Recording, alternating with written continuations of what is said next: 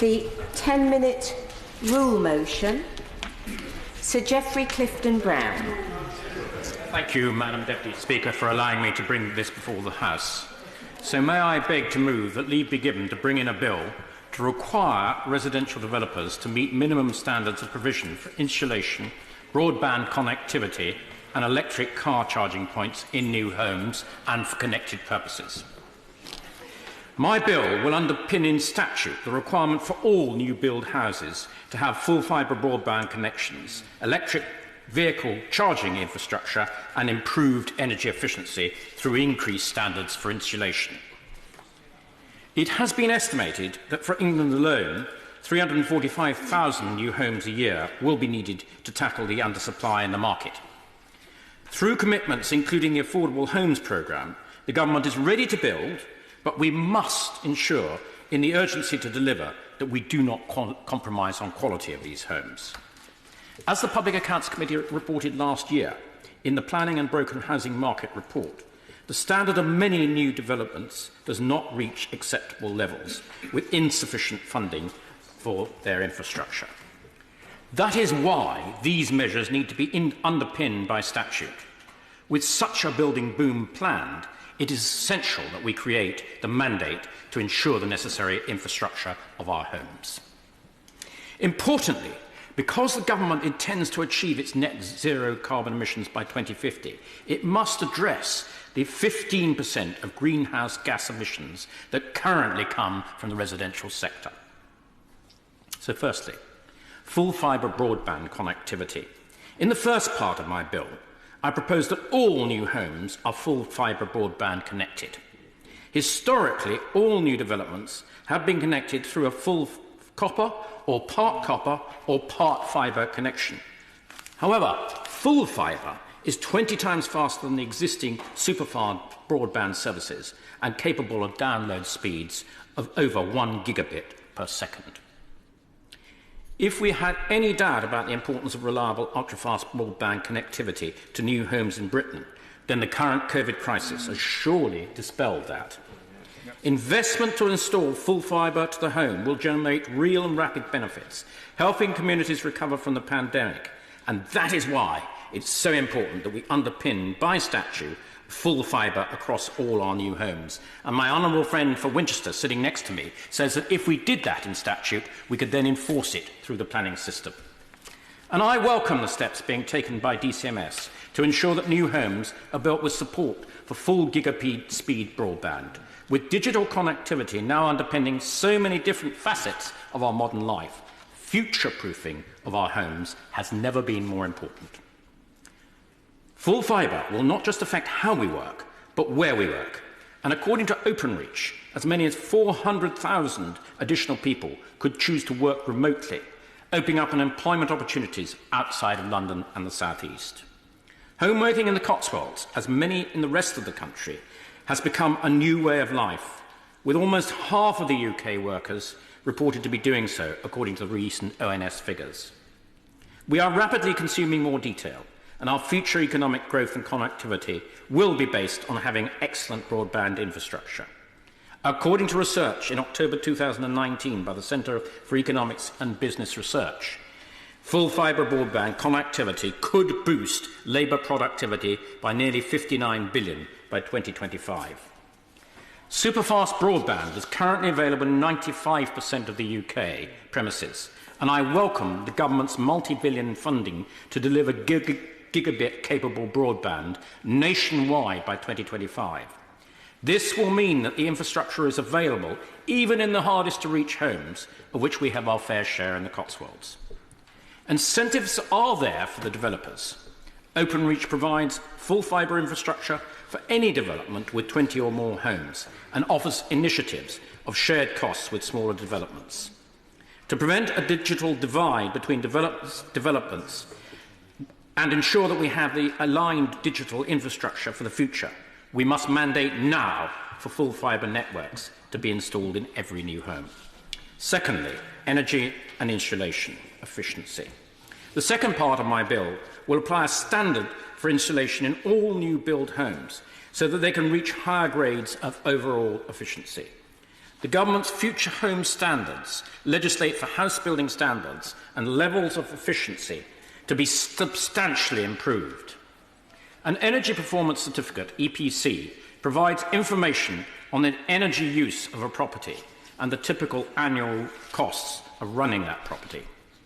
The ratings of an EPC is graded between A and G. Landlords are expected to achieve at least E, while the overall average in England and Wales is D, and government's clean growth strategy has the aim to get as many homes as possible to EPC band C by 2035 and upgrade all fuel-poor homes to band C by 2030. However, I believe we should be much more ambitious than that, which is why this bill will legislate for all new homes to reach this level now. It is far cheaper to build it into new homes than retrofit it afterwards. And there are a number of ways that energy efficiency and cost-effectiveness of a property can be improved, including the installation of solar panels, which, with little or no maintenance, can power an entire household, appliances and lighting. The government also has a target by 2025 that all new homes will be banned from installing gas boilers and will instead be heated by low-carbon alternatives. Madam Deputy Speaker, I think it is shocking to read accounts of people living in new homes who report that they are cold and drafty.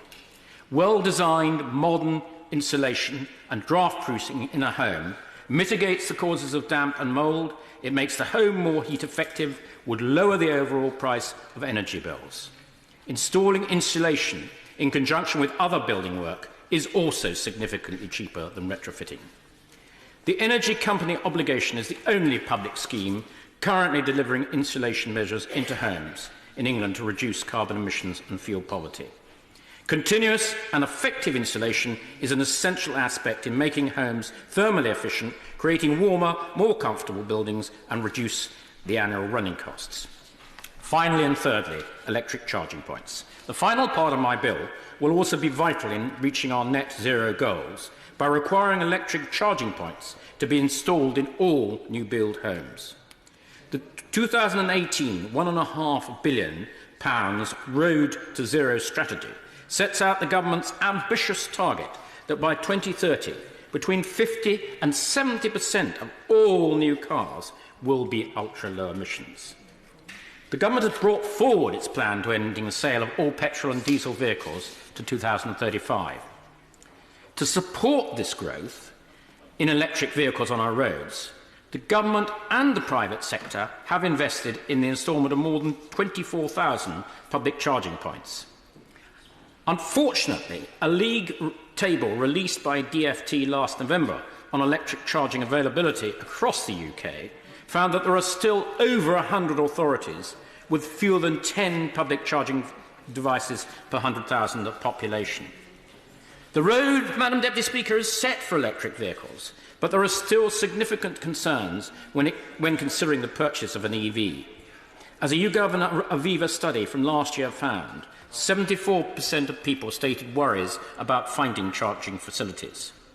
We must ensure the UK has one of the best electric vehicle infrastructure networks in the world.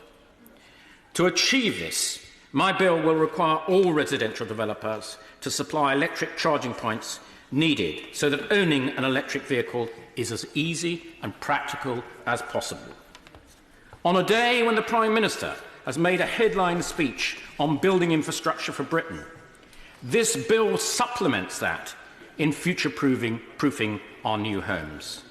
In supporting this bill today, Madam Deputy Speaker, we will be improving all new build houses so that they have connection to superfast full fibre broadband, insulation standards that improve their overall energy efficiency, and will have electric vehicle charging points. All these measures are far cheaper to install in the initial build, rather than expensively retrofitting them sometime down the line, which will be inevitable. They will literally transform our housing market by going a long way in helping us reduce the shocking 15% of residential emissions. They will also play a massive part in helping the government achieve its ambitious net zero carbon emissions target by 2050. Thank you very much, Madam Deputy Speaker. The question is that the honourable member have leave to bring in the bill. As many as are of that opinion say aye. Aye. Of the contrary, no. I think the ayes have it. The ayes have it. Who will prepare and bring in the bill? Madam Deputy Speaker, Mr Clive Betts, Sir Paul Beresford, Bob Blackman, Lillian Greenwood, Meg Hillier, Simon Hoare, Gagan Mahindra, Neil Parish, Mark Causey, Mr Lawrence Robertson, Jim Shannon and myself, Madam Deputy Speaker. Sir Geoffrey Clifton-Brown. New Homes, New Development Standards Bill. Second reading what day? Friday the 12th of March, please, Madam Deputy Speaker. The 12th of March. 2021. 2021. Thank you. We will now suspend the House for 3 minutes before we begin the next business.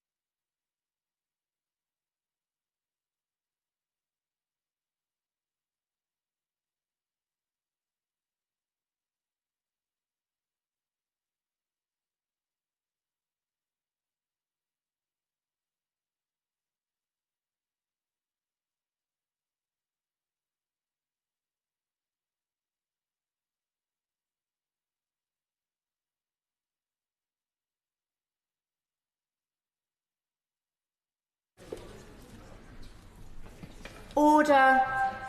Order. The clerk will now proceed to read the orders of the day.